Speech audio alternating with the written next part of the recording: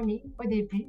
Et je vais lire sa mini-biographie parce que je vais m'assurer de ne pas omettre certaines informations importantes. Donc, allons-y.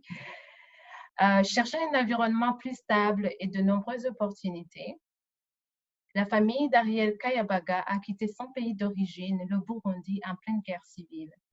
Après son arrivée au Canada, Ariel et sa famille ont fait face à bon nombre de défis, dont le logement, l'emploi précaire et des systèmes de navigation inconnus. Après avoir obtenu son baccalauréat en sciences politiques à l'université Carleton, Ariel a acquis une première expérience dans le soutien gouvernemental aux députés grâce à son travail dans les services de caucus sur la colline du Parlement. Ariel est entré au gouvernement local dans le cadre du programme de mentorat à l'hôtel de ville de London, puis a mené une campagne couronnée de succès pour devenir une conseillère municipale.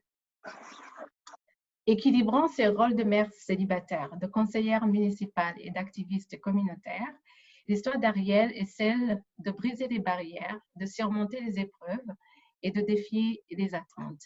Il nous fait donc plaisir d'accueillir Madame Ariel ce soir. Ariel, à toi la parole.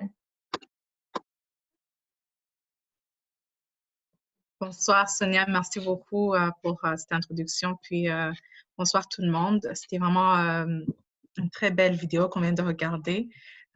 C'est émouvant. Il y a beaucoup d'émotions dans le film.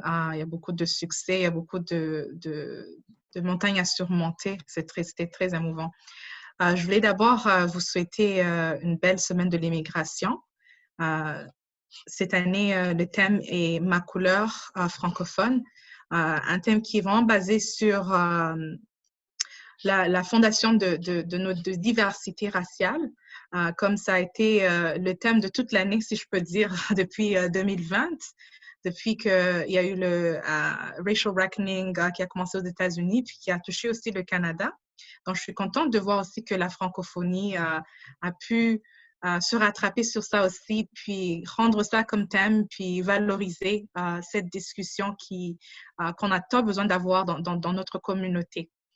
Donc, je voudrais vous souhaiter une très belle semaine de la francophonie et aussi vous inviter à continuer à faire des réflexions qui amènent les gens à bâtir notre communauté et d'être unis davantage et continuer à avoir ces discussions qui, pour plusieurs personnes, l'immigration est vécue très différemment, surtout des personnes qui sont racialisées, vivent l'immigration très différemment que d'autres personnes.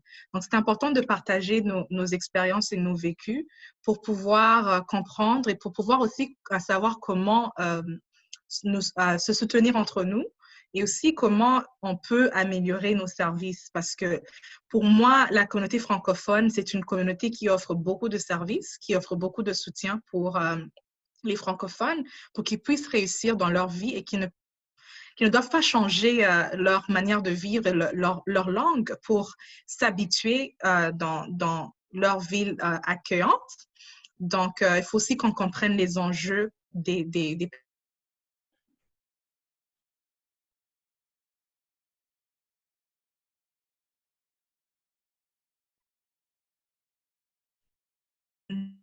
racialisés. Merci encore Sonia, je suis de la ville de London. Vous avez vu, le maire a déjà envoyé ses salutations, mais aussi pour dire que j'ai été vraiment touchée par la vidéo qu'on vient de regarder. Merci beaucoup à Ariel pour ton intervention et surtout pour ces mots parce que c'est vrai, comme tu dis, c'est très important de se soutenir mutuellement, surtout en tant que minorité linguistique. Et si on ne parle pas de ce genre de choses, où est-ce qu'on va en parler? Donc, on est une grande famille franco-ontarienne et c'est vraiment le moment d'en parler pour qu'on soit une communauté plus inclusive. Donc, les paroles d'Ariel ouvrent l'échange ce soir. Ce qui va se passer, c'est que je vais poser des questions sur lesquelles tout le monde peut se prononcer. Par contre, je vais vous inviter d'être bref parce qu'on a un temps limité et on voudrait donner l'opportunité à tout le monde de pouvoir prendre la parole. Et aussi, comme Franck l'avait mentionné tout au début, un petit rappel d'être très courtois et attentif, tout ça dans un esprit d'échange constructif. Donc, la première question que j'aimerais vous poser et sur laquelle on peut répondre, c'est que dans votre parcours personnel, quels sont les éléments qui rejoignent ce qui a été vu dans le documentaire que vous venez de voir? Et je trouve que la question est intéressante parce que ce n'est pas seulement les immigrants qui ont quitté le pays d'origine pour venir ici, ça peut être aussi nous, en tant que francophones, parfois on quitte une ville pour aller s'établir dans une autre ville. Donc, parfois, il y a certains éléments qui peuvent se rejoindre. Donc, si on peut partager sur ces éléments, ce serait super bien. Donc, Ariel, est-ce que tu veux commencer tant qu'à être là? Oui, j'allais dire, je vais commencer parce que je vais bientôt vous quitter. Oui. Malheureusement, j'ai une autre réunion. Je voulais juste dire, c'est intéressant parce que moi, je suis venue quand j'étais encore un enfant. Donc, c'est vraiment ma mère qui a vécu ce que les deux femmes qu'on vient de voir qui ont vécu ça. Puis nous, on a vécu ça d'une autre façon. Vraiment de se réveiller un jour, puis tu te retrouves dans un autre pays. C'était très, très difficile. Puis on était à London, puis à London, ils parlent tous anglais, puis nous, on ne parlait pas anglais dans le temps. C'était vraiment ennuyant d'aller partout, puis tout le monde parle en anglais, puis toi, tu ne comprends pas l'anglais. Heureusement, on avait notre école francophone où on pouvait discuter en français. Donc, ça nous a pris du temps quand même de s'habituer. Puis c'était comme si, on se sentait comme si on aurait dû être, comment dire, consulter. On aurait dû nous consulter avant de nous faire quitter le pays parce que c'était quand même un peu difficile pour ma mère aussi de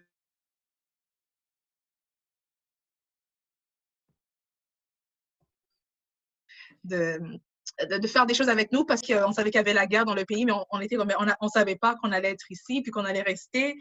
Puis tu te retrouves seule, sans tes amis, sans ta famille. On venait d'une famille qui est quand même pas... Elle est pas mal grande. Puis là, on était juste 4. C'était juste nous. C'était tout le temps nous. Puis on se voyait tellement dans une petite maison. On pouvait tous se voir tout le temps. C'était rendu un peu, un peu beaucoup. Et quand tu es migrant ici, tu n'as pas de papier. Et tu le sens que tu n'es pas chez toi et tu ne peux pas te déplacer comme tu veux. Dans le temps, il n'y avait même pas aussi autant de connexions d'Internet comme on a aujourd'hui. On peut appeler les gens en Afrique, on peut faire des vidéos, on peut faire les WhatsApp et tout. Il n'y avait pas ça. Donc, la seule manière de communication, c'était d'écrire une lettre puis attendre que quelqu'un voyage là-bas pour que tu envoies la lettre et que quelqu'un revienne pour que tu reçoives une autre lettre. Donc, c'était très, très, très difficile. Et aussi, je pense que quand j'étais plus adulte, c'est là que je me suis rendu compte de l'effet que ça nous a fait. Je me rappelle, je travaillais en tant que travailleuse en établissement. J'aidais les enfants qui étaient nouvellement arrivés. On faisait des exercices avec eux que je me rendais compte que moi, je n'avais pas fait, qu'on n'avait pas encore... En tout cas, c'est trop de choses quand tu es immigrant, puis quand tu es un enfant, quand tu ne comprends pas qu'est-ce qui se passe et tu te retrouves dans toute une nouvelle vie. C'est plus facile de s'intégrer, bien sûr, mais c'est aussi un défi. Donc, je comprends un peu ce que les femmes ont vécu parce que j'ai vu ma mère vivre ça, mais je le comprends plus par rapport à l'enfant qui parle de ses amis qui lui manquent et qui veut les cathédrales, c'était une autre chose que j'ai constatée aussi quand j'étais ici parce qu'on fréquentait l'église très, très,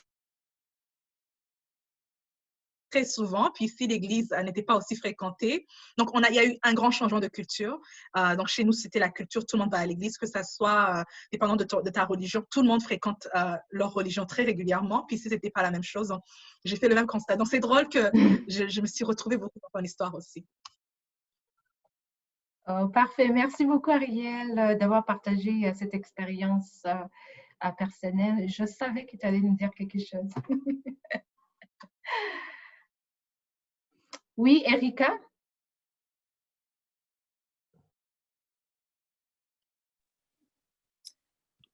Oui, bonjour. Je voulais juste vous dire que j'ai des mots à dire de notre directrice, Gillian Wan. C'est notre directrice d'immigration, IRCC, d'intégration. Alors, peut-être que ce serait une bonne idée si je le dis à la fin de la session, mais je peux le dire en ce moment.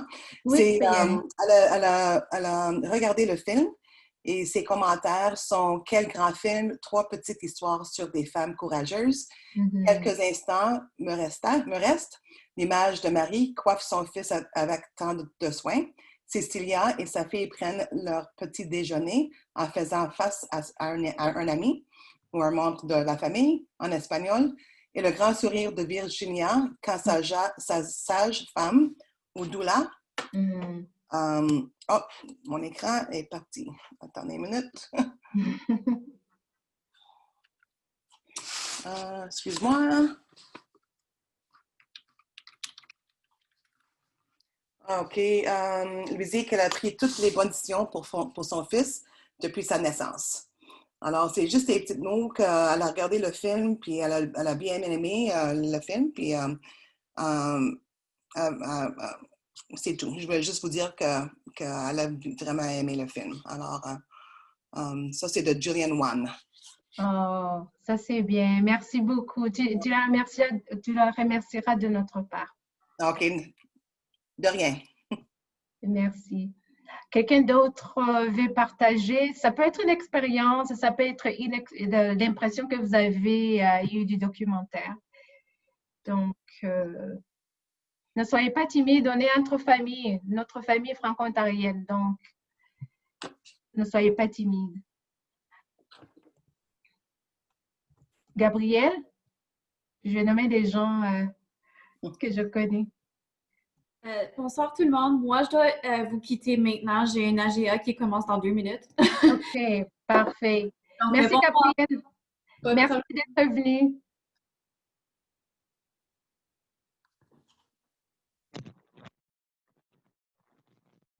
Jérôme? Est-ce qu'il est là, Jérôme? Oui, je suis là. Oui. Bah, on vous lance la question. bah, tu la répètes encore? Donc, la question, c'est dans votre parcours personnel, quels sont les éléments qui rejoignent ce qui a été vu dans le documentaire? Bah, c'est l'incertitude. Donc, quand on est nouveau, on ne sait pas quoi faire, on ne sait pas la route à prendre. Et puis, quelquefois aussi, il y a trop d'informations. Donc, il y a en chimie, il y a le mot qu'on appelle tamisage. Tamisage, c'est juste de savoir c'est quoi que je veux prendre, c'est quoi que je vais laisser. Qu'est-ce qui est très important pour moi pour le moment. Donc, c'est ça mon expérience quand je suis arrivé au Canada. Bah, je dis ceci parce que bah, moi, quand même, c'était facile de m'informer, un peu facile de m'informer, mais comme j'étais aussi interprète, quand j'étais à Hamilton, il y a beaucoup de familles, beaucoup de femmes qui vivaient seules, qui avaient besoin de réinterprétation, qui n'ont pas été sur le bas de l'école. Donc, c'était vraiment très difficile pour les femmes comme ça. Et c'est le même cas aujourd'hui, c'est la même chose. Et puis, bah, maintenant, quand tu essayes de projeter les choses pendant la COVID, les immigrants pendant le COVID, moi, je n'imagine pas comment ils sont en train de vivre. Je pense qu'il y a trop de stress, trop d'anxiété. Donc, ce n'est pas facile. Donc, c'est ça que je peux mentionner. Merci beaucoup, Jérôme. Rien. Quelqu'un d'autre veut partager son expérience personnelle? Ça peut être une expérience liée, comme je l'ai dit, à l'immigration d'un pays à l'autre, mais ça peut être aussi les défis que vous avez éprouvés quand vous avez quitté une ville pour venir ici à London.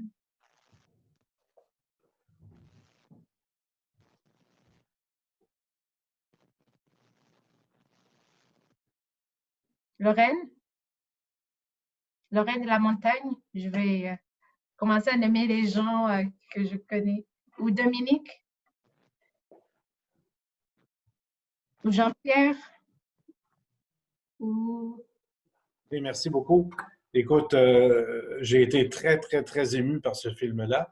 Maintenant, j'ai une question qui me roule dans la tête. La première question, c'est celle que tu as posée à tout le monde. qu'est-ce qui vous a interpellé dans ce film-là? Mhm. Moi, la deuxième question que j'ai, c'est qu'est-ce qui vous a le plus aidé dans votre Mhm. parcours, ici, quand vous êtes arrivé, ou par la suite? Ça, j'aimerais ça beaucoup entendre parler de ça. Mhm. Soyez pas gênés, hein? Alors, il faut...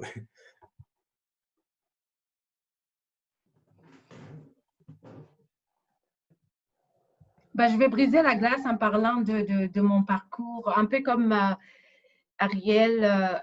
Moi, je suis venue au Canada à travers mes parents et ils ne nous ont pas consultés. J'avais juste 15 ans, juste pour rigoler. Et la chance que nous avons eue, c'est qu'on était à Québec, dans la ville de Québec. Donc, déjà là, même si c'était le français, c'était un français qui est différent. Donc, on se sentait un peu, pas exclu, mais tu sais, quand tu comprends la moitié des choses qui sont dites, ça devient très difficile de pouvoir naviguer.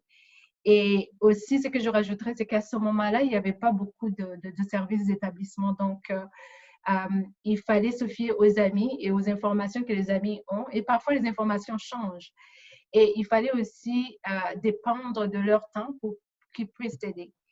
Et ça, c'est l'une des choses que je trouve qui a beaucoup changé. Ce sont les services qui sont mis à disposition pour les nouveaux arrivants. On a besoin de plus, mais c'est déjà beaucoup mieux que ce qu'on avait. Une autre chose que je trouve, c'est le recyclage. Parce que dans mon documentaire, on voit la femme qui dit qu'on lui a demandé un peu de se recycler, de suivre une formation. Et ça, c'est une des choses que mon père a dû faire, parce que même s'il avait un doctorat pour la littérature française, il fallait qu'il se recycle parce qu'il n'y avait pas trop d'emplois à ce moment-là. Et c'est à ce moment-là qu'il a décidé de déménager ici à London. Donc, un autre choc, parce que là, en venant à London, dans une ville anglophone, mais heureusement, encore une fois, il y avait des services en français. Ici à London, il y a des écoles françaises, il y a une communauté francophone. Donc, ça aide à amortir le choc un tout petit peu.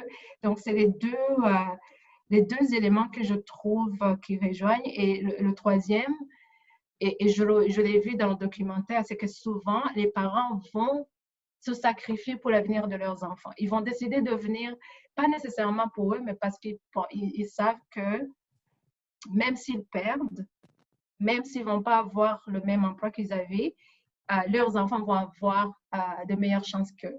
Et je trouve ça vraiment super intéressant. Et je ne l'ai su vraiment que quand j'ai commencé à travailler dans le domaine d'établissement. C'est à ce moment-là que j'ai compris à quel point la première génération, donc les parents qui viennent, ils souffrent beaucoup plus que nous, les enfants, on imagine. Et c'est à ce moment-là où tu comprends tous les sacrifices auxquels ils ont dû faire face pour nous donner un meilleur avenir. Donc, voilà. Merci, Sonia. Merci. Et je voudrais aussi ajouter quelque chose en rapport avec le film. Je sais bien que quand on arrive au Canada, nos parcours sont un peu différents et puis c'est un peu unique. Chacun vient avec un statut. Et surtout personnellement, quand on est arrivé en tant que parent, comme Sonia l'a dit, les parents vous rencontrez, vous êtes rattrapés par une autre réalité. Vous arrivez au Canada, il y a tellement de réalités, vous vous dites, vous avez une idée sur ce qui va être le Canada, mais quand vous arrivez, c'est une autre réalité, il faut commencer par un CV. Et quand tu arrives, on te dit, c'est comme ça qu'on fait un CV, donc c'est comme ça, il faut chercher de l'emploi. Et des fois même, tu es obligé d'aller chercher des emplois qui ne sont pas dans ton domaine de formation. Mais tout ça, c'est quand tu regardes, tu te dis, bon, ici au Canada, tout n'est pas noir, mais tout n'est pas aussi rose. Mais on regarde toujours les choses du bon côté. On se dit toujours que non, les choses vont aller pour le mieux, aussi longtemps que je sens un peu de saisir les opportunités qui se présentent auprès de moi. Je n'ai pas à l'enquête des informations, c'est-à-dire je sens un peu de voir qu'est-ce qui se passe à côté. Et tu essaies un peu de te connecter aussi avec les autres. Et dans tout ça, quand vous commencez un peu ces processus-là d'apprendre, de s'informer, je crois que c'est aussi pour vous un pas d'avant que vous faites. Et du jour le jour, vous commencez à voir les choses un peu plus différentes. vous commencez à comprendre un peu et à ce moment-là, l'intégration sera un peu plus réussie. Donc, c'est ça un peu comme ça. Je me dis seulement que c'est toujours chercher l'information, apprendre, essayer un peu de se connecter dans un réseau, dans un groupe de gens. Et puis, à ces moments-là, les choses sont vécues un peu différentes. Merci. Merci, Franck. Est-ce que d'autres personnes veulent se prononcer, que ce soit pour concerner les expériences personnelles ou les impressions qu'ils ont eues du documentaire? Dolé? Sonia, il y a Lolita qui a écrit qu'elle voudrait répondre aussi. Ah, ok, oui, Lolita, vas-y, je m'excuse. Bonsoir tout le monde. Je voulais juste répondre un peu aussi à Jean-Pierre par rapport à sa question. Quand on regarde le film, c'est vrai que c'est plein d'émotions, surtout quand on a vécu quelque chose de similaire. Et c'est vraiment plein d'émotions. Mais au-delà des émotions et tout, ce que moi j'ai aussi aimé, c'est l'accompagnement. Et puis je relie ça aussi en fait avec mon expérience personnelle ici au Canada en tant que la première génération d'immigrants dans ma famille.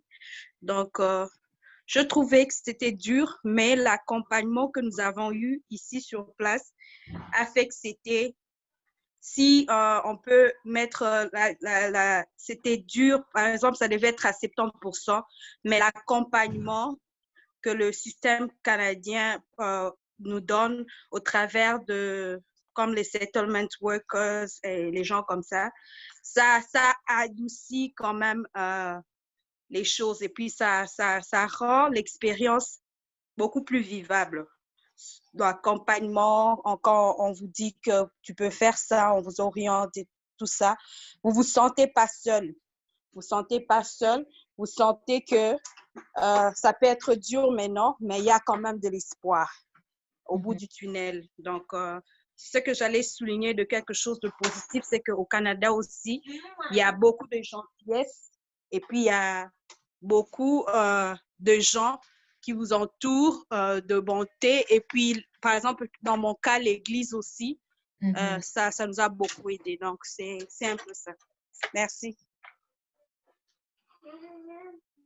Merci, Lolita. Donc, si je peux te poser la question, donc toi, tu parles de l'Église et des services d'établissement. Ce sont les deux choses qui t'ont aidé ou qui vous ont aidé à vous établir? Oui, je veux dire que ça a vraiment aidé à rendre cette expérience-là vivable et puis bien, quoi. Oui. C'est bien à vivre. Donc, c'est un peu ça. Oui. Parfait. Merci beaucoup. Merci beaucoup, Lolita. Sonia, c'est Rachel. Je voudrais donner aussi. Oui, s'il te plaît. Bon, oui. Désolée, j'ai caché ma caméra là parce que c'est un peu l'heure du souper. Non, c'est pas grave. Alors, je veux venir à la suite de Franck et Lolita pour dire qu'ils ont parlé d'intégration, d'accompagnement. C'est vrai, c'est très important quand on vient d'arriver au Canada. Mais en même temps, il faut savoir où trouver la bonne information. Oui. Parce que, voilà, il y a quelqu'un qui me disait récemment, elle vient d'arriver et puis qu'on lui dit tout ce qu'il ne faut pas faire, mais on ne lui dit pas ce qu'il faut faire. Donc, on lui dit, oui, au Canada, on ne fait pas ci, on ne fait pas ça, mais on ne lui dit pas où est-ce qu'elle doit se rendre pour avoir la bonne information. Donc, je prends mon exemple. Moi, quand je suis arrivée en tant que travailleuse, je n'étais pas résidente permanente. Donc, quand mon contrat il est fini, il fallait trouver un autre travail. Mais je ne savais pas où me rendre, je ne savais pas quoi faire. Donc, pendant, je vais dire, 5 mois, je suis restée là à chercher comme ça dans le vide et puis je ne trouvais pas. Et quand j'ai eu la bonne information, j'ai eu tout de suite du travail. Donc, c'est mon exemple. J'imagine que pour beaucoup, quand ils ont la bonne information, ils ont les résultats.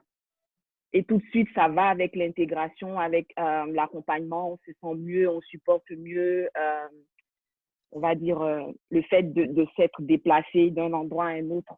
Donc, c'est un peu ce que je voulais dire. Donc, où trouver la bonne information? C'est ça. Merci Rachel. Est-ce que je peux te poser une question? Quand tu parles du fait que tu as eu la bonne information, tu l'as eu d'un organisme particulier ou? Oui, Oui, je l'ai eu. Quelqu'un m'a dit, écoute, va à Boréal, ils ont un organisme là-bas qui se charge on va dire, de chercher du travail pour les immigrants. Donc, je suis allée là-bas et puis en une semaine, c'était fait. Je pense que Anaïs est là, elle peut dire un mot dessus. J'ai vu son nom quelque part là parmi les participants. Donc, j'ai été vraiment bien encadrée, bien accompagnée là-bas. Et puis, en un rien de temps, j'ai eu du travail. Tu sais, Rachel, c'est vraiment très intéressant et très important ce que tu viens de mentionner parce que l'une des choses qu'on dit souvent aux gens qui arrivent ici, c'est de ne pas toujours se fier seulement à leur entourage parce que souvent ce qui arrive, c'est que moi, je peux avoir une information que j'ai, mais qui date de 5 ans, n'est-ce pas? Or, les choses changent et les seules personnes qui sont vraiment, qui sont aux affûts de tout changement, ce sont des organismes qui servent les immigrants parce que ces organismes-là reçoivent les informations et au fur et à mesure que ces informations sortent. Donc, tout changement, ils sont au courant.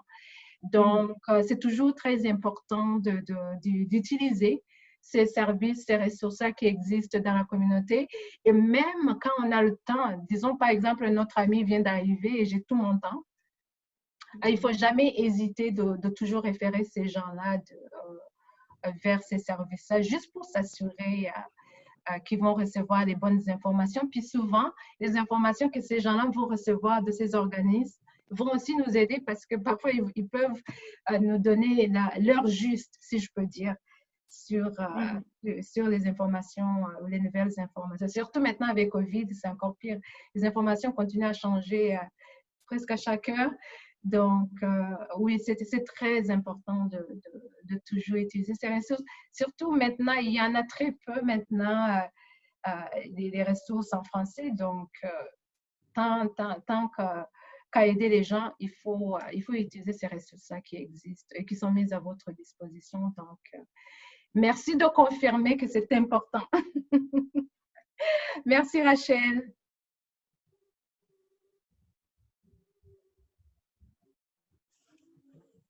Anaïs?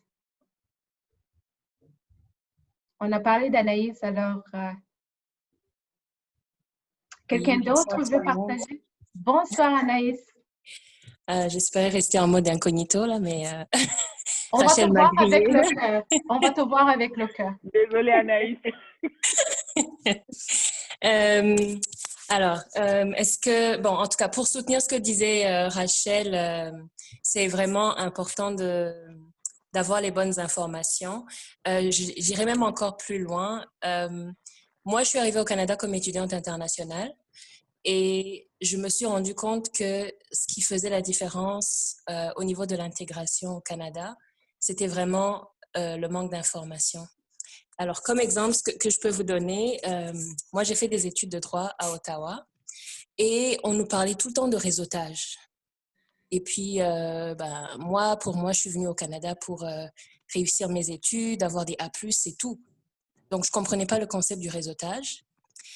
Et je sais que quelques étudiants qui étaient canadiens préféraient passer moins de temps dans la révision et participer à des soirées de réseautage où ils rencontraient des cabinets d'avocats. Et ce n'étaient pas les meilleurs étudiants, ce n'étaient pas les étudiants qui avaient le dossier scolaire parfait. Et du coup, moi, je trouvais que c'était vraiment une perte de temps. Et je me suis rendu compte qu'à la fin de mes études de droit, ce sont ces étudiants-là qui avaient des postes en premier. Moi, je m'appuyais juste sur mon dossier scolaire, A+, et tout. Et quand tu vas rencontrer des cabinets d'avocats, on te dit, qu'est-ce que vous avez fait à part les études? Un peu de bénévolat. Mais je me suis rendu compte que le réseautage, par exemple, c'est vraiment quelque chose d'important. Mais ce n'est pas quelque chose que culturellement, on sait ce que c'est ou ce que ça vaut. Et j'ai vraiment, souvent, j'insiste beaucoup avec nos clients de leur mentionner vraiment l'importance de faire du réseautage. Les études, c'est important, l'expérience professionnelle, c'est important, mais il faut avoir des connexions, il faut avoir des contacts. Il faut pouvoir dire oui, j'ai participé à tel événement que vous avez organisé, j'apprécie telle œuvre dans laquelle vous participez, parce que sinon, on est juste un candidat lambda, au fait. Donc, l'information est importante, la bonne information, et surtout être ouvert à des choses peut-être qu'on ne faisait pas dans nos pays. Je sais souvent que quand je parle à certains de nos clients de l'importance de faire du bénévolat, on me répond, mais non, mais c'est une perte de temps, je gagne pas d'argent, donc c'est vraiment, ça sert à rien. Alors que quand on arrive au Canada et qu'on n'a pas de contact, on n'a pas de référence, c'est l'un des moyens qu'on peut mettre en place justement pour avoir des contacts et des références. Donc, oui, je suis d'accord avec ce que disait Rachel. Et il n'y a pas une seule façon de s'intégrer vraiment dans la société canadienne. On a tous des façons différentes de s'intégrer dans la société canadienne. Mais je pense aussi que une autre clé de l'intégration, c'est vraiment d'essayer d'être ouvert aussi, d'être ouvert parce que dans certains cas, on fait la démarche de venir au Canada, mais on veut rien changer dans nos vies, on veut rien changer dans nos têtes, on veut rien changer dans nos habitudes. Je le vois parfois avec nos étudiants par exemple, qui viennent apprendre l'anglais, mais qui vont toujours rester entre eux, qui vont jamais peut-être faire la démarche de rencontrer d'autres personnes ou d'essayer de s'ouvrir à la culture canadienne. Donc, je dirais que c'est vraiment deux éléments importants qui, moi, m'ont aidée et j'essaie de transmettre ça à nos clients au Collège Boréal. Merci, je vous remercie du temps de parole. Merci beaucoup, Anaïs, pour ce partage. Oui, c'est très important d'essayer de nouvelles choses, une nouvelle façon de faire.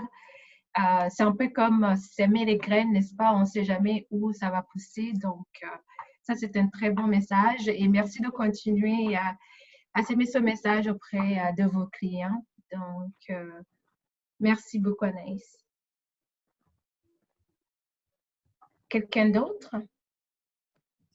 Il y a un commentaire de Lalande. Il y a une personne qui veut parler il y a comme quelques 10 minutes, ou rayer, mais je ne sais pas. Oh, il y a Lalande. J'aimerais aussi ajouter une chose. Il utilise son... Oups. Oui, il y a Lalande qui a partagé son expérience. Merci beaucoup. Je ne sais pas si tout le monde l'a vu parce que le message a été envoyé à tout le monde. Donc, Lalande dit, j'aimerais aussi ajouter une chose en disant que j'ai bien suivi le film. C'est très intéressant et je m'en suis retrouvée. Pour moi, nous n'étions pas très bien accompagnés. La personne qui devait nous accompagner était toujours occupée et ça changeait à tout le temps. Et même la dernière personne est restée invisible, donc jamais vue. Heureusement, nous avons eu la chance de tomber entre les mains de bonnes personnes qui nous ont donné des informations nécessaires et nous a beaucoup aidé. Aujourd'hui, nous sommes bien installés. Merci beaucoup, Lalande. Je suis très contente que finalement, vous ayez pu trouver l'information et les services nécessaires à votre intégration. C'est ce que je mentionnais tout à l'heure quand souvent on se fie aux amis. Souvent, on devient très dépendant de leur temps. Donc, s'ils n'ont pas le temps, on est un peu coincé. Donc, d'où l'importance de toujours chercher des services qui sont dans votre ville. Parce que les services, maintenant, il y en a presque dans chaque ville, des services en français. Donc, il suffit de fouiller. C'est sûr que parfois, quand on arrive, on n'a pas nécessairement Internet. Mais quand vous demandez tout autour, et c'est là où, Anaïs, toi, tu disais l'importance de sortir, de participer aux activités, d'aller voir d'autres personnes. C'est très important parce que ces gens-là pourraient vous donner l'information et pourraient vous donner des adresses des organismes qui existent dans votre localité. Donc, il ne faut jamais hésiter à poser la question et à ne pas toujours se fier aux gens de notre entourage. Comme je le disais tout à l'heure, ces gens-là pourraient non seulement ne pas avoir le temps, mais parfois ils peuvent ne pas savoir exactement ce dont vous avez besoin. Donc, la personne était l'agent de la ville. OK, d'accord. Donc, la personne, ce serait très intéressant de voir parce que si c'était un agent de la ville, ce n'est pas nécessairement quelqu'un qui s'occupe, qui est dans les services d'établissement et dont le travail est justement de s'occuper des nouveaux arrivants et de les aiguiller et de les guider dans leur processus.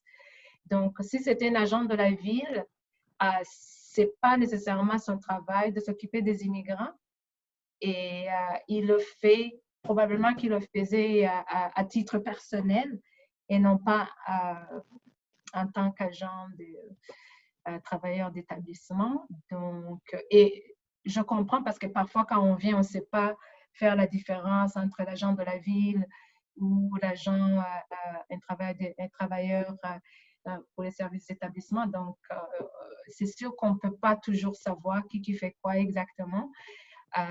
Mais ici, il y a vraiment des grandes différences entre ce que les gens font dans leur travail. Donc, il faut aller à la bonne place. Et si tu vas à la bonne place, c'est sûr que tu vas trouver les informations qui sont nécessaires. Et même dans cet organisme spécifique, si l'information n'est pas disponible, on va t'aiguiller vers le service dont tu as besoin selon tes besoins.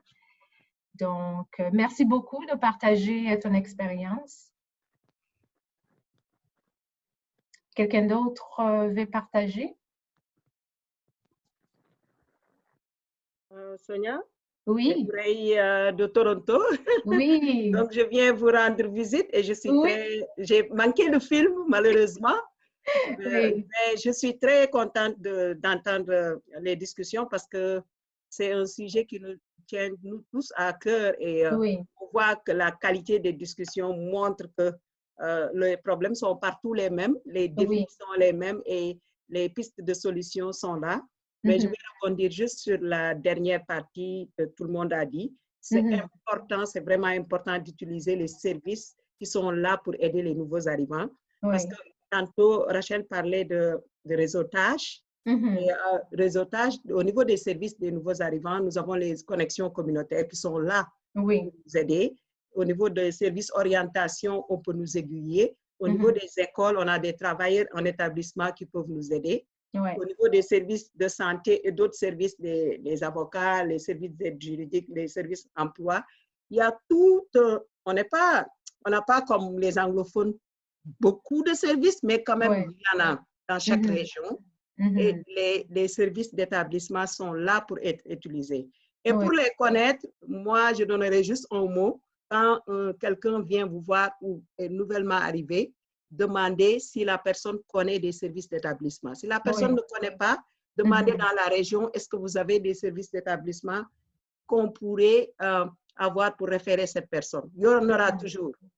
À London, il y a beaucoup de nos collègues qui sont là-bas. Ailleurs, il y en a. Mais le mot, c'est de vraiment aller à la bonne place, comme vous venez de le dire. Mais pour aller à la bonne place, il faut vraiment orienter la personne.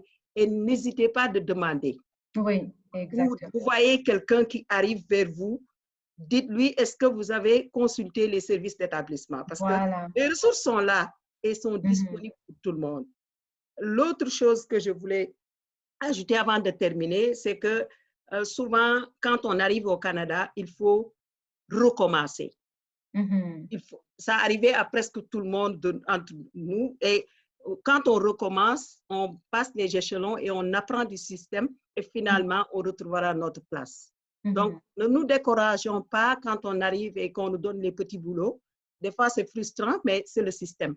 Tu les prends, tu vas chercher la formation, cherche l'éducation, cherche l'information dans ta région et tu vas progresser tout doucement, lentement et sûrement et tu vas y arriver. C'est ce que je voulais apporter. Et bravo pour la qualité des entretiens, c'est vraiment intéressant. Merci. Bonne soirée à tout le monde. Merci, Ray. Mais tu sais, ce que tu viens de mentionner, c'est important parce que c'est à nous aussi, en tant que société d'accueil, d'aider un peu les immigrants à naviguer. Parce que les immigrants, quand ils arrivent, peut-être qu'ils n'ont jamais entendu parler des services d'établissement. Donc, ils ne savent même pas c'est quoi. Donc, ils ne vont pas demander où sont les services d'établissement s'ils ne savent même pas c'est quoi les services d'établissement. Donc, c'est à nous, en tant que société d'accueil, quand on rencontre de nouveaux arrivants, dans nos conversations, on peut toujours demander, est-ce que, ça fait longtemps que vous êtes ici, est-ce que vous savez qu'à London, il y a des services d'établissement? C'est quoi les services d'établissement? Et là, on peut donner beaucoup plus d'informations parce que je trouve que parfois, c'est ça qui manque. Ils ne savent pas c'est quoi ces services d'établissement. Et ils ne peuvent pas demander ce qu'ils ne savent pas. Donc, nous, en tant que société d'accueil, c'est à nous aussi de faire ce que j'appellerais maintenant l'offre active. Donc, je reprends ce qu'ils disent souvent quand on parle d'offre active pour les services en français. On devrait aussi faire l'offre active pour les services d'établissement aussi. De ne pas attendre tout le temps que les nouveaux arrivants demandent, mais de leur dire que ça existe. S'ils le savent, tant mieux. S'ils ne le savent pas, ils vont le savoir. Et s'ils les utilisent, tant mieux. Merci, Ray. Quelqu'un d'autre veut se prononcer? On est beaucoup. Oui, Félicité. Félicité, oui. Je voulais ajouter quelque chose par rapport à la précédente intervention. C'est bien, elle a souligné, il faut se référer aux établissements d'accueil et tout. Mais il y a de ces fois-là, vous pouvez vous référer à ces établissements. La seule première personne qui vous accueille, si elle vous accueille mal, en tout cas, c'est mal parti pour vous. Oui. Et même si on vous recommandait d'autres établissements, vous n'aurez pas le courage d'y aller parce que déjà, le premier accueil que vous avez eu, ça n'a pas été chaleureux et ça vous décourage en tout cas. Merci, Félicité. C'est vrai ce que tu dis. Malheureusement, tu sais, il faut aussi enseigner aux gens que même si vous avez eu une expérience un peu négative, il ne faut pas nécessairement te décourager. Moi, la façon que je vois, c'est, par exemple, si je vais dans un restaurant et qu'un serveur fait mal son job, je ne veux pas complètement lâcher le restaurant juste parce qu'un serveur m'a mal servi. Je peux aller voir le manager, je peux aller en parler aux autres pour que peut-être l'accueil soit beaucoup mieux. Mais il faut pas hésiter non plus à encourager les nouveaux arrivants d'essayer encore, même s'ils ont eu une mauvaise expérience, de changer peut-être de service. Parce qu'un service d'établissement, souvent, si tu parles aux personnes qui sont dans le management, je ne sais pas comment on va le dire en français, et le gérant ou la gérante des services, on peut trouver un compromis. Peut-être qu'on va te changer de conseillère ou de conseiller dans le même organisme. Ou peut-être que c'est mieux d'aller voir un autre service, mais toujours dans l'établissement. Donc, il ne faut pas qu'on se décourage juste parce qu'on a reçu, on a eu une mauvaise expérience avec une seule personne.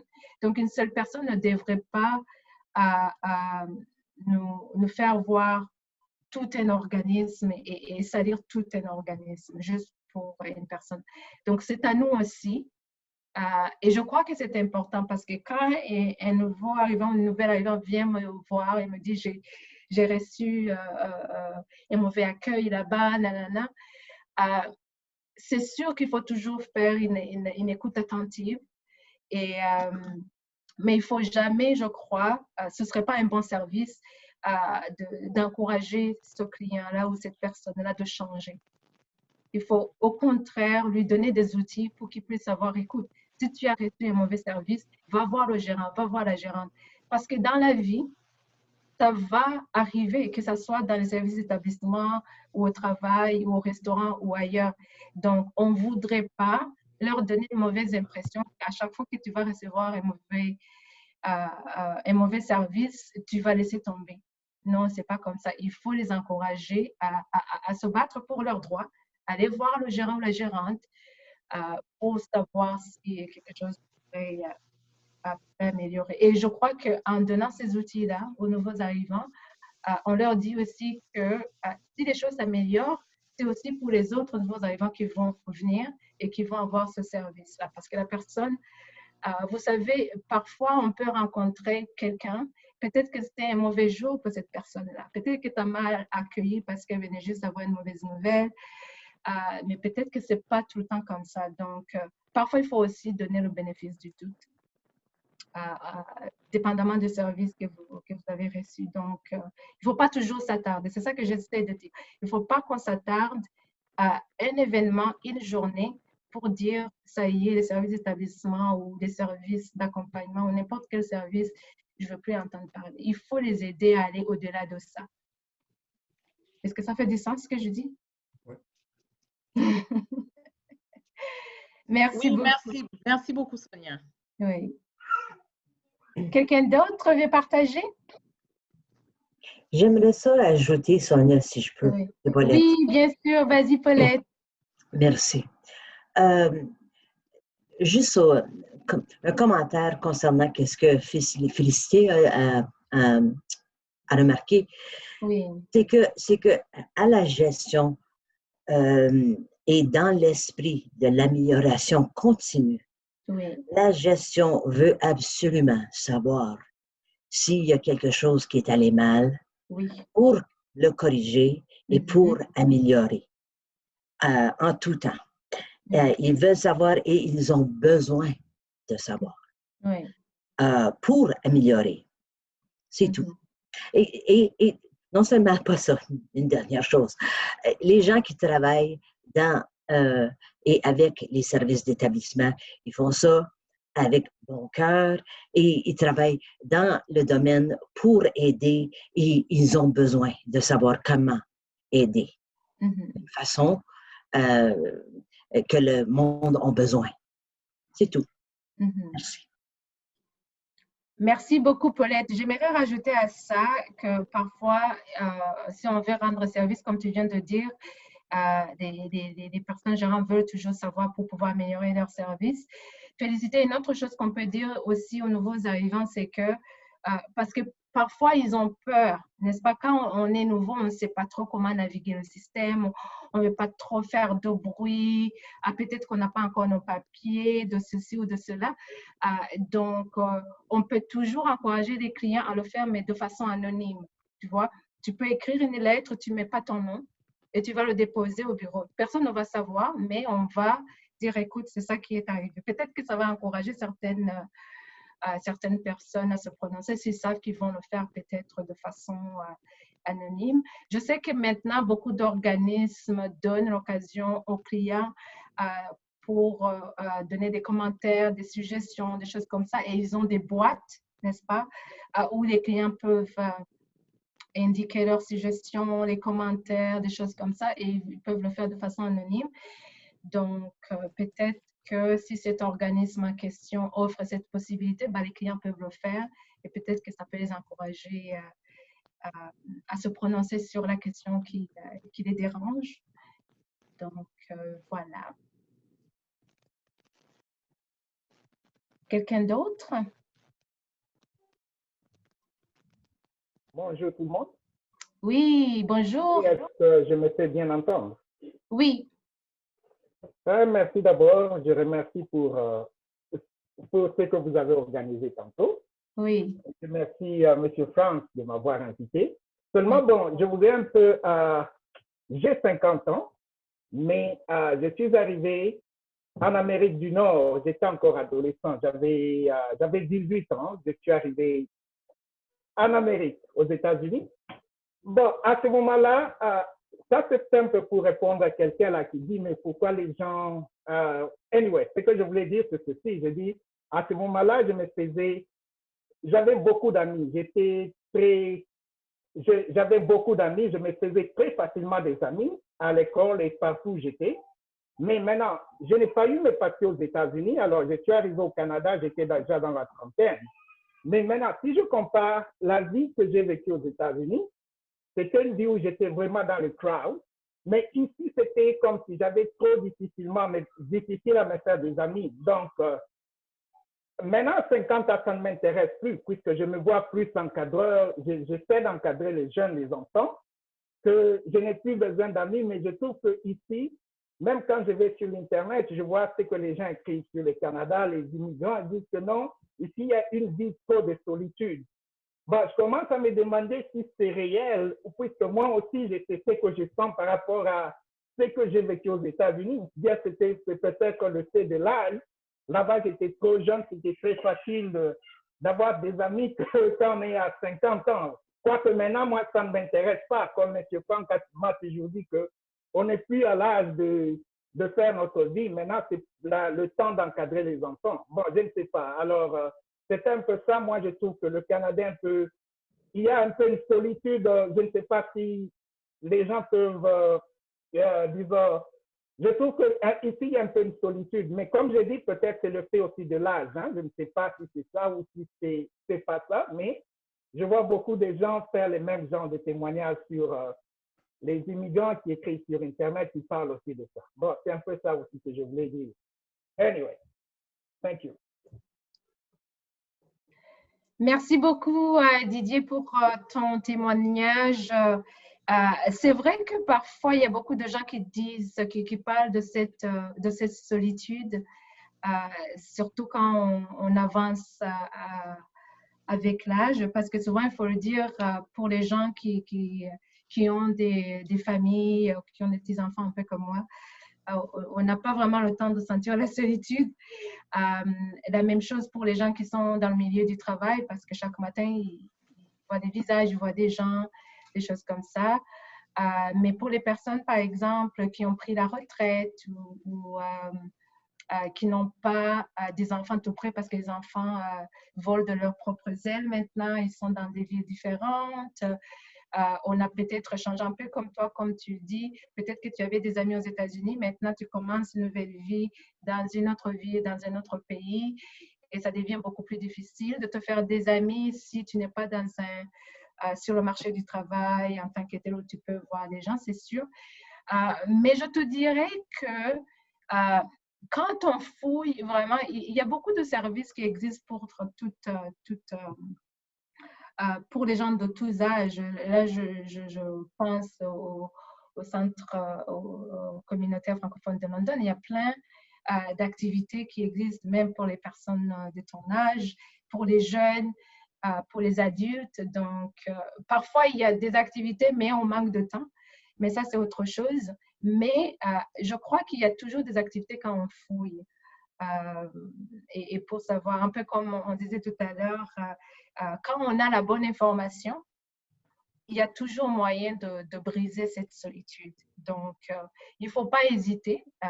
Il ne faut pas hésiter à faire appel à nous. Si tu veux, on a toute une liste. On va t'aider, ne t'inquiète pas. Mais je suis sûre, ayant travaillé dans la communauté pendant des années, c'est sûr qu'il y a des activités pour les gens de tous âges, incluant les gens de ton âge. Donc, il ne faut pas t'inquiéter, ce n'est pas vraiment l'âge. C'est bon, Didier? J'ai compris. Il y a Dominique qui dit « La Farfo a toute une programmation virtuelle pour les personnes de 50 ans et plus, en plus de la… » Voilà. Donc, comme je le disais, il y a le Carrefour francophone, il y a la Farfo aussi qui offre toute une programmation virtuelle, comme Dominique vient de le dire. Merci beaucoup, Dominique, pour le partage. Voilà. On va avoir beaucoup plus d'informations. Je ne sais pas si ça va être possible, Franck. On va pouvoir compiler toutes ces informations-là et on peut les envoyer à tous les gens qui ont participé à cette soirée. Qu'en dis-tu? Oui, d'accord, on le fera, je crois. On a leurs emails, on va les envoyer des informations qu'ils ont besoin par email. Parfait. Donc, on va l'envoyer à tout le monde parce que ça va être très difficile de cibler une personne en particulier. Donc, on va envoyer à tout le monde. Comme ça, vous aurez toutes ces informations qui ont été partagées. Il y a Gina qui veut parler. Oui, Gina, vas-y. Alors, bonjour, moi c'est Gina Poto. Salut, Gina. En fait, j'ai raté le film, mais je suis en train de suivre les discussions. Mais moi, je voudrais juste apporter un petit quelque chose que personnellement j'avais vécu et que j'avais vu. En tout cas, c'était vraiment différent par rapport aux anglophones. Quand je suis arrivée, je n'avais pas encore d'adresse, alors j'étais au centre. Ce qui fait que mes enfants étaient obligés de rester à la maison pendant le temps que je n'avais pas d'adresse. Pourquoi? Parce que je n'avais pas d'adresse où les inscrire. Or, le conseil anglophone me disait, même si tu es dans le centre, les enfants peuvent aller à l'école. Et quand tu vas déménager, les enfants vont juste aller dans une autre école. Or, moi, je tenais à ce que mes enfants continuent à être francophones. Parce que si je le mettais dans une école anglophone, c'était perdu pour le français. Comme je tenais à ce que mes enfants continuent à être francophones, mes enfants ont dû chômer pendant, je crois, 2 mois que nous étions au centre en train de chercher un appartement. Cette situation, je ne sais pas si ça a changé maintenant, mais en tout cas, c'est une situation qui m'avait vraiment mis le moral très bas par rapport à la francophonie, à tel point que j'ai commencé même à avoir des idées de mettre mes enfants dans une école anglophone par rapport à ça. Si plusieurs familles aujourd'hui qui arrivent ici comme francophones et que mettent leurs enfants dans des écoles anglophones et après ils perdent la francophonie, c'est à cause de ce genre de situation. Si les écoles francophones offrent la même facilité que les écoles anglophones, je crois bien qu'il y aura, la communauté francophone va encore augmenter plus que si on continue avec beaucoup de restrictions comme celles que moi, je me suis trouvée avec. Parce que si je n'avais pas tenu, mes enfants aujourd'hui auraient été anglophones. Les écoles anglophones te disent aujourd'hui même, tu fais l'inscription aujourd'hui même, les enfants commencent. Mais moi, je fais l'inscription aujourd'hui, les enfants ont dû rester 3 mois ou 2 mois à la maison. Pourquoi? Parce qu'on n'avait pas encore d'adresse. Ça, c'est une situation qui est vraiment difficile pour les immigrants, pour les nouveaux arrivants. Et s'il y a un moyen d'améliorer cela, ça serait quelque chose de mieux. C'est ce que je voulais partager par rapport à mon expérience personnelle. Merci. Merci beaucoup, Gina. Je crois que dans les comités locaux en immigration de London, il y a aussi nos conseils scolaires. Nous pourrons toujours faire passer ces messages-là et voir comment on peut aider les familles qui arrivent, qui n'ont pas d'adresse. Donc, on va passer les messages. Donc, c'est ce que je peux pour l'instant te dire. S'ils étaient là, ils pouvaient au moins commenter, nous expliquer encore davantage. Merci. Merci beaucoup, Gina. En tout cas, moi, je te félicite beaucoup d'avoir tenu le coup et d'avoir insisté, même si les enfants n'ont pas été à l'école pendant 2 mois, parce que tu voulais absolument que tes enfants continuent dans le système francophone. Ça rejoint un peu ce qu'on a vu dans le documentaire « Femmes debout ». Donc, peu importe les barrières, les difficultés, tu as tenu, tu es resté debout. Et pour ça, on te remercie. La francophonie de London te remercie. Donc, ce n'est pas très facile, surtout quand il s'agit de nos enfants. On veut absolument qu'ils aillent à l'école. On est venu au Canada pour leur donner une meilleure vie. Donc, ça devait être vraiment très difficile pour toi et les enfants de rester pendant ces 2 mois. Mais heureusement, ça s'est bien passé. Donc, Franck prendra ce commentaire et dirigera cela vers les écoles, parce que c'est vrai que s'il y a cette barrière-là, on risque de perdre nos futurs conseillers municipaux francophones. Donc, merci beaucoup, Gina.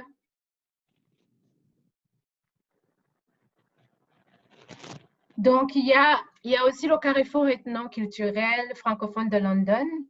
qu'il faut mentionner pour aider les nouveaux arrivants. Il y a aussi la cuisine communautaire, et entre parenthèses, en temps normal, avant la pandémie. Et parlant de cuisine communautaire, vous savez que on a affiché un peu partout, on a envoyé dans la communauté. Donc, il y a une cuisine communautaire samedi. Donc, si vous n'êtes pas encore enregistré, c'est vraiment le temps de le faire. Hein. Il ne faut pas manquer la cuisine camerounaise qui va avoir lieu très bientôt. Donc, oui. Est-ce que j'ai manqué quelque chose d'autre? Je vais juste ajouter, Sonia, si tu permets. Oui.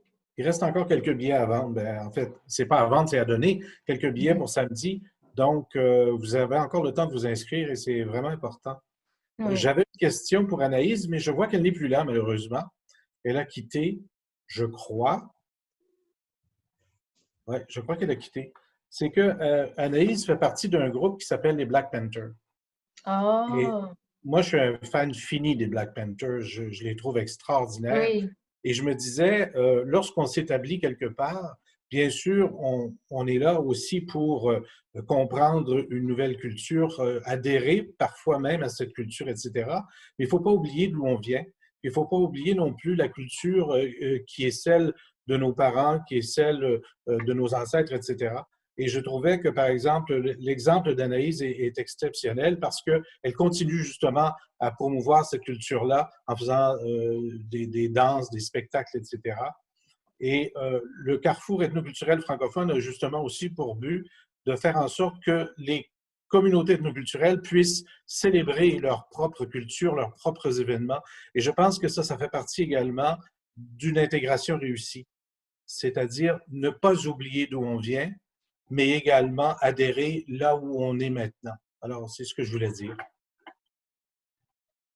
Merci Jean-Pierre. Ça rejoint justement ce qu'on a vu dans le documentaire, n'est-ce pas, la femme qui parle espagnol à son enfant parce qu'il veut garder cette partie de sa culture. Et dans le documentaire, justement, je trouvais ça super parce que quand elle mentionnait qu'elle est plusieurs personnes, elle a différentes couleurs parce qu'elle est canadienne, elle est française parce qu'elle a vécu en France.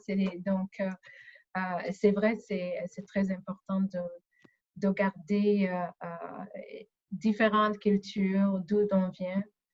Et justement, quand je disais qu'il y a toujours des informations qui existent dans la communauté et que parfois on n'a pas la bonne information, mais c'est ça. Si on fouille, il y a toujours quelque chose qui va répondre à nos besoins. Donc,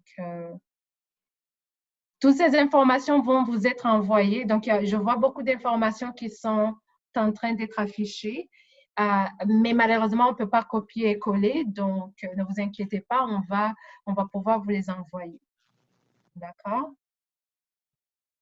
Franck et moi, on va faire un bon travail de compilation pour pouvoir vous envoyer tout ça. Donc, on prendra soin de vous, ne vous inquiétez pas. D'accord, alors, on a vraiment eu une très belle discussion. Mais on n'a pas encore fini, il nous reste encore quelques minutes. Donc, si vous avez peur de louper une occasion de partager vos expériences, c'est le moment. Est-ce que vous voulez une petite musique? Oui, bonjour, c'est Erika. Oui. Alors, je vais vous expliquer mon expérience canadienne. Oui. Je suis née et vécue ici au Canada, à Sherbrooke, Québec. Mon père est haïtien de Gonaïve, en Haïti, et ma mère est suédoise. Alors, quand vous avez dit que une personne de toute couleur, c'est moi. Moi, je suis de toute couleur parce que ma famille est vraiment multiculturelle. Alors, j'ai vécu à Sherbrooke jusqu'à 18 ans. Après ça, j'étais déménagée à Ottawa. Je suis allée à l'Université d'Ottawa et après ça, je suis allée à Calgary. Et ça fait 20 ans que je suis à London. Et à propos de l'intégration, j'ai eu de la misère quand j'ai venu ici à London comme anglophone. Je trouve que London est vraiment une communauté de famille.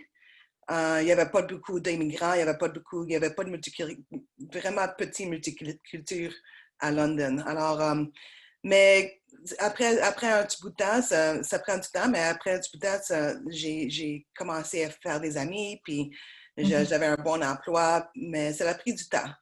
Et pour que je sois intégrée avec la communauté francophone, ça a pris du temps aussi. Ça fait seulement peut-être 3 ans que je commence à parler le français encore, parce qu'au Québec, j'étais dans une communauté anglophone. Alors, je suis une Québécoise anglophone. Ma famille, on parlait anglais à la maison, mais je suis allée à l'école primaire en français. Après ça, l'école secondaire, c'était en anglais. Le cégep, c'était en anglais, puis l'université, c'était en anglais. Puis, j'avais pas d'amis en français, alors je l'ai perdu, mon français. Mais après 3 ans, je commence encore je commence à le parler plus souvent, puis le plus souvent que je le parle, c'est beaucoup meilleur pour moi. Mais mon père, lui était immigrant au Canada.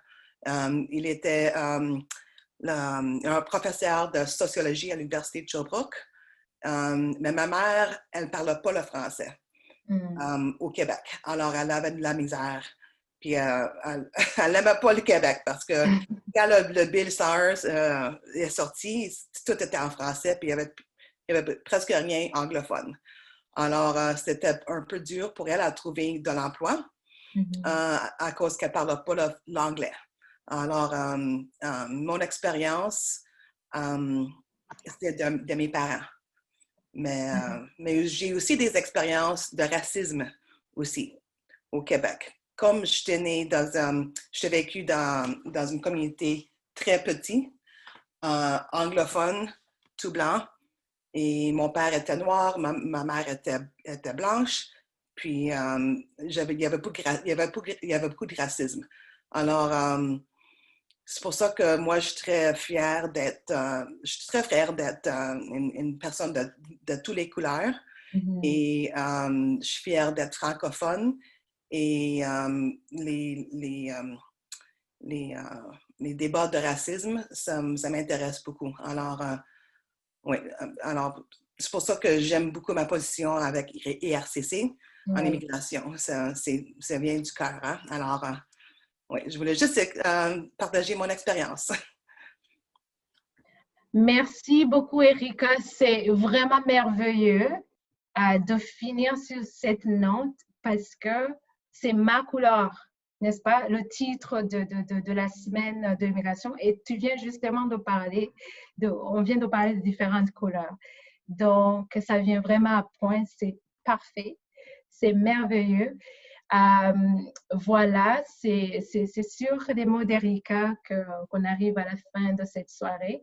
On avait plein de questions jusqu'à où, mais on a eu vraiment des discussions super intéressantes, super enrichissantes. J'espère que vous avez aimé, que vous avez trouvé aussi intéressant, comme en tout cas moi je l'ai trouvé super intéressant. Merci une fois à tout le monde de vous être joints à nous ce soir.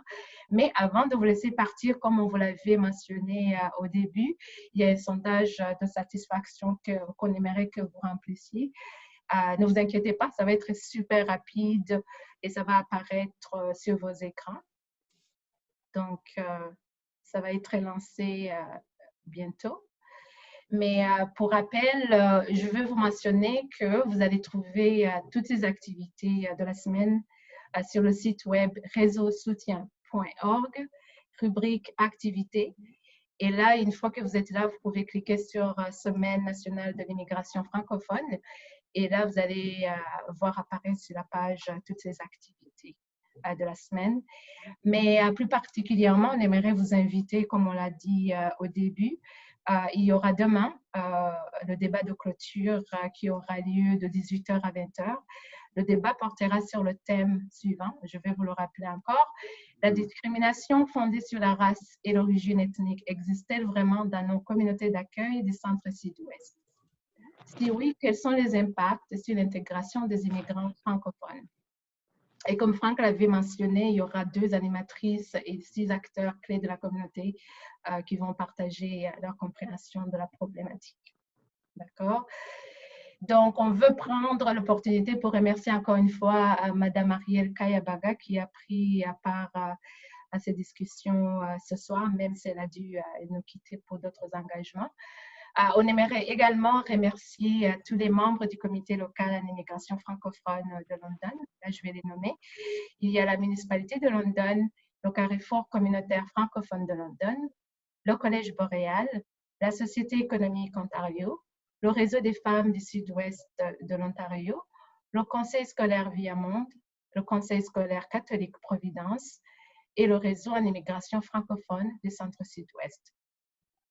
Nos remerciements vont également vers la Fédération des communautés francophones et acadiennes, l'Office national du film du Canada, bien sûr sans oublier Immigration, Réfugiés et Citoyenneté Canada qui est le bailleur de fonds pour cet événement. Voilà, mesdames et messieurs, ce qui clôture la soirée. Je vous remercie encore une fois d'avoir pris part à cet échange et je vous souhaite une très belle soirée. C'était vraiment un